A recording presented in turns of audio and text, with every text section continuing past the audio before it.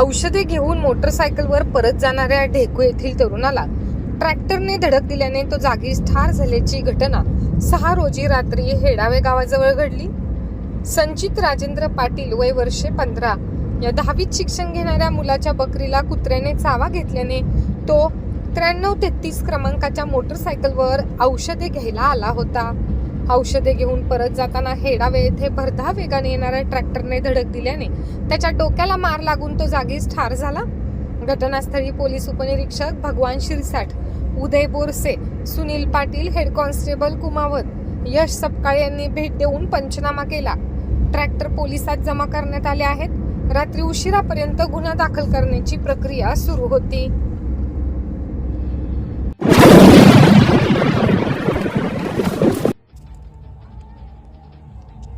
खरीप हंगामासाठी जळगाव जिल्हा बँकेने पीक कर्ज वाटप सुरू केले आहे.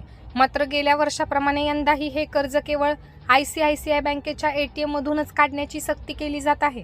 शहरांमधील ATM मध्ये पुरेशी रोकड उपलब्ध नसल्याने शेतकऱ्यांना तासनतास वणवण फिरावे लागत असून यामुळे शेतीची पूर्व मशागतीची कामे खोळंबली आहेत. गेल्या आठवड्याभरापासून शहरातील बहुतांश ATM मध्ये खडखडाट असल्याने शेतकऱ्यांना रिकाम्या हाताने परतावे लागत आहे. अनेक शेतकऱ्यांना ATM कार्ड वापरता येत नाही, त्यामुळे सोबत एखादी जाणकार व्यक्ती आणावी लागत आहे, ज्याचा प्रवास आणि मजुरीचा खर्च हा शेतकऱ्यांच्याच अंगावर पडत आहे. मार्च महिन्यात पोटाला चिमटा काढून शेतकऱ्यांनी जुने कर्ज भरले होते, जेणेकरून वेळेवर नवे भांडवल मिळेल. मात्र आता बँकांच्या दादागिरीमुळे शेतकऱ्यांचा मौल्यवान वेळ ATM शोधण्यात वाया जात आहे. शेतकरी रोखीने किंवा जिल्हा बँकेच्या मायक्रो ATM द्वारे पैसे देण्याची मागणी करीत आहेत. मात्र बँक व्यवस्थापन केवळ खासगी बँकेच्या ATMचा अट्टहास धरून शेतकऱ्यांना त्रास देत आहे. या गंभीर प्रश्नावर काँग्रेस नेते प्राध्यापक सुभाष पाटील यांनी जिल्हा बँकेचे LDM सुनील देवारा यांची भेट घेऊन जाब विचारला. ATM मध्ये रोकड उपलब्ध नसल्याने शेतकऱ्यांना थेट बँकेतून रोख रक्कम द्यावी अशी मागणी त्यांनी केली आहे. देवारा यांनी रोकड उपलब्ध करून देण्याचे आश्वासन दिले असले तरी अद्याप स्थिती सुधारलेली नाही.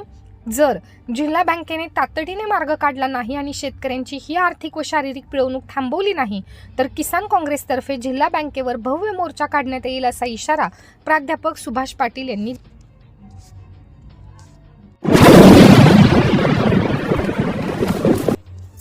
अमळनेर शहरातील पैलाड नाक्यावर डिझेल संपल्याने राजमुद्रा ट्रॅव्हल्सची लक्झरी बस रस्त्यातच बंद पडल्याने सुमारे अर्धा तास वाहतूक ठप्प झाली. पेट्रोल पंपावर डिझेल शिल्लक नसल्याने चालक हतबल झाले होते. 5 रोजी राजमुद्रा ट्रॅव्हल्सची लक्झरी बस चोपडा येथून पैलाड नाक्यावर आली असता अचानक डिझेल संपल्याने बंद पडली. चालकाने जवळच्या पेट्रोल पंपावर संपर्क साधला असता तेथेही डिझेलचा साठा संपल्याचे सांगण्यात आले. भर रस्त्यात बस उभी राहिल्याने दोन्ही बाजूची वाहतूक खोळंबली व मोठी कोंडी झाली.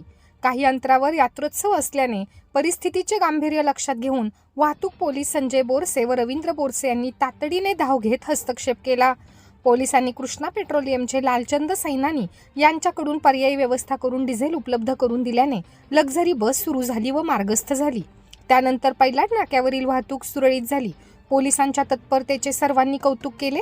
डिझेल तुटवड्यामुळे शहरात वारंवार अशा घटना घडत असून नागरिक व वाहनधारकांना मनस्ताप सहन करावा लागत आहे. प्रशासनाने इंधन पुरवठा सुरळीत करावा अशी मागणी होत आहे. अमळनेर शहरातील धरणगाव रोडवरील दीपक शांताराम कुंभार व गिरीश शांताराम कुंभार यांच्या वीट भट्टीमध्ये 2 मे रोजी दुपारी 2:30 वाजण्याच्या सुमारास एक अनोळखी इसम हा एका काटेरी झाडाच्या खाली सावलीमध्ये पडलेला आढळून आला. त्यास ग्रामीण रुग्णालय अमळनेर येथे दाखल केले असता डॉक्टरांनी तपासून मयत घोषित केले असून त्याचे हे करीत आहेत.